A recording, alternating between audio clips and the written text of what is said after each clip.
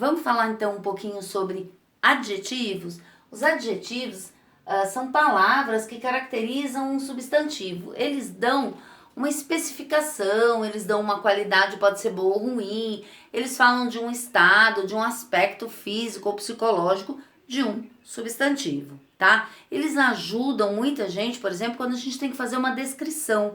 E aí você tem que caracterizar aquela pessoa, caracterizar aquele ambiente, para que as pessoas que estão ouvindo ou lendo a sua descrição consigam visualizar assim um pouquinho daquilo que você quer passar ou daquela imagem que você está vendo e você quer passar para alguém. Então você usa muito adjetivo nesse momento. Por isso ele é extremamente importante, tá? Gente, por exemplo, uma qualidade, tá? Um adjetivo que designa ou que caracteriza, tá? Uma qualidade. Olha aqui, o homem estúpido bateu a porta. Estúpido é um adjetivo que tá dando uma qualidade ruim nesse caso, né? Agora eu poderia dizer, o homem delicado abriu a porta. Olha lá, eu modifiquei e dei uma qualidade boa, tá? Esse adjetivo, ele também pode caracterizar um estado. Por exemplo, o trânsito estava calmo. Olha lá. Eu posso também dizer que o trânsito estava caótico, tá? Então, você tem como usar os adjetivos para descrever todas situações. Por exemplo, ali a gente está descrevendo qualidades, aqui situações. Lugar de origem. O brasileiro é nota 10. Brasileiro, gente, é um adjetivo pátrio, tá? É um adjetivo que designa de onde aquela pessoa veio, o local de origem, tá? Daquela pessoa. Igualmente, o substantivo, o adjetivo também pode ser primitivo, derivado, simples e composto. Então, vamos para o primitivo? O primitivo, gente, ele não deriva de nenhuma outra palavra, tá? Então, ele tem o radical dele e ele não deriva. Qual seria o derivado de doce? Eu posso falar em doceira, por exemplo. Seria uma palavra derivada de doce. Repararam que eu tenho, então, ali, ó, o radical, perdão. Eu tenho um radical e aqui eu acrescentei uma terminação nesse mesmo radical para formar outra palavra. Então, eu tenho certeza que doce é primitivo. Gente, o derivado, coração amargurado. Esse amargurado aqui, ele é derivado do verbo amargurar, tá? Então, reparem, ó, amargurado, amargurar. Ah lá, eu tenho, então, o mesmo radical, só que aqui o que eu precisei? Eu aumentei aqui uma terminação, tá? Uma desinência, para quê? Para que eu forme, então, uma nova palavra a partir de um verbo. Então, o meu adjetivo, ele pode também ser primitivo ou derivado. Eu posso ter ele simples e composto. Igualmente ali, o meu substantivo, ele pode ser formado por um só radical, tá? Exemplo, ruas escuras, ó, o meu adjetivo aqui, tá? E no composto, ele também é formado por mais de um radical, tá? Então, ele tem dois radicais ou mais. Cabelos castanhos escuros. Repararam, então, que eu tenho aqui um adjetivo composto, porque ele é formado por duas palavrinhas, tá?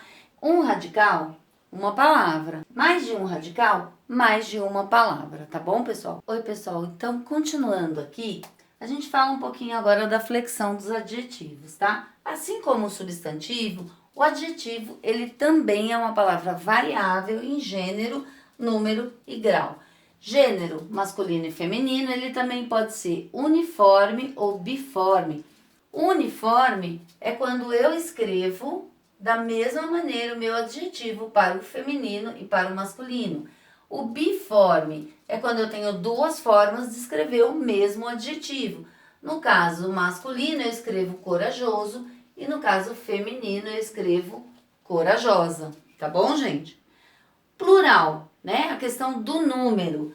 Então, tem que fazer a concordância com o substantivo a que se refere, sempre. Se eu colocar garotas, eu tenho que colocar belas.